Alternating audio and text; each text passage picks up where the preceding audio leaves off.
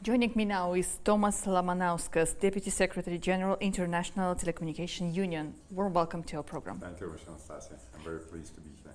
Thank you so much. So today we are talking about COP29, the event which takes place in Baku, Azerbaijan, starting from November 11. And as far as I know, you are amongst the participants. So you have a great experience of talking, negotiations, and making the decisions, finally. You are representing the International Telecommunication Union. So how does the mission of this organization align with the global climate agenda, and what specific actions are you advocating for at COP29? So International Telecommunication Union is United Nations Agency for Digital Technologies. So we do all the things digital, from satellites to mobile communications, to fixed line communications, but also to artificial intelligence and any technologies around digital transformation and use of digital tools as well. So of course, one of the missions of ours is to connect the world with digital technologies and allow everyone to be part of that digital ecosystem and digital world. That has benefits for the climate agenda. For example, in terms of measuring impacts of climate, through using, for example, satellites together with artificial intelligence, you can see better how the Earth is changing and how our environment is changing. We can also, the digital technologies also help to mitigate impact of climate change by helping different industries to reduce greenhouse gas emissions, for example, through smart grids or through better traffic management, as well as helps adaptation.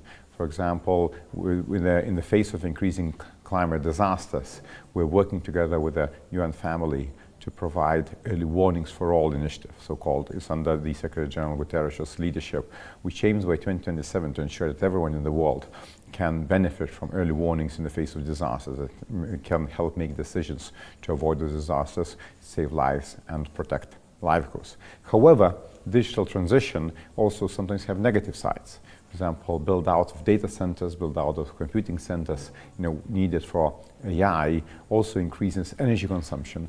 Through that, increases greenhouse gas emissions, as well as water consumption and other negative climate effects. Electronic waste, so discarded electronic devices, can also pollute the environment and also reduce availability of very important critical materials. So very important for ITU from that perspective is to make sure the digital tools are available to all, are empowering development, are empowering opportunities for the climate, to fight the climate crisis. But at the same time, that negative impacts of digital industry on the climate is also reduced to the minimum. And that's why we're here, to ensure that we take the responsibility to really boost the positives of digital technologies and really reduce the risks of them. Do you expect that the outcome of this COP29 will also affect the work of your organization? Oh, this COP29 for us is a really huge milestone. This is the first time when digital technology signed a formal action agenda of any climate conference. So this year, on November 16th, the presidency of COP29 announced Digitalization Day, which is convened together with ITU. So COP29 presidency together with ITU. We're also having high-level roundtable, bringing together governments, UN agencies, private sector, other stakeholders together to really explore that topic, how to maximize the benefits of digital and minimize the negatives of this. And we are expecting to come out with a Green Digital Action Declaration that's already now gaining a lot of endorsements. We'll really put the digital aspects in the climate agenda, and we'll make sure the climate agenda is the forefront of digital development. Having such a broad experience, do you see any examples where countries or companies have successfully integrated telecommunications infrastructure with climate resilience efforts? So it's a lot of examples, around the world, from very small countries such as Vanuatu, where I had an opportunity to myself live and support the digital development efforts, where really good connectivity between sometimes very remote islands and ability to distribute the early warnings to the people, it really is able to reduce the impact of the climate disasters. We had some cyclones, that's how they call it in the Pacific, or hurricanes in other parts of the world, that really didn't, they impacted the countries, but the lives were not lost, or lost very little. At the same time, the property was not lost because of their good warning systems. An example of Vanuatu's implementation there was very good to countries like Philippines, where good integration of early warning systems and government strategies and national development strategies allows to reduce impact to the people and property.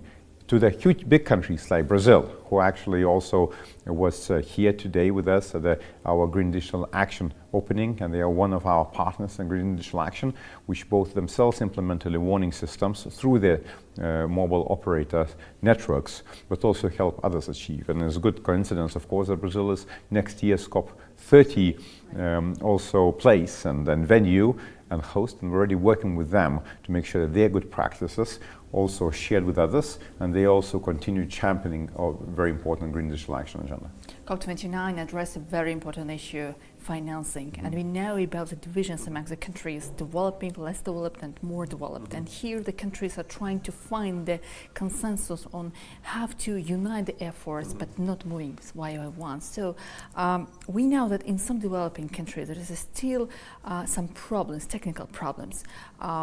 Lack of internet access. And when we are talking about digitalization and the efforts which you just told to us, the actions, the climate actions, how do you think the more powerful, more developed countries may work together close with less developed countries to make sure that no one left behind? So thank you very much. And I think digital is one of the answers, because we believe that investment in a foundational digital infrastructure, broadband networks, and ability to reach people with connectivity also creates abilities incrementally to lower the cost of the climate solutions, both for climate monitoring, adaptation, mitigation.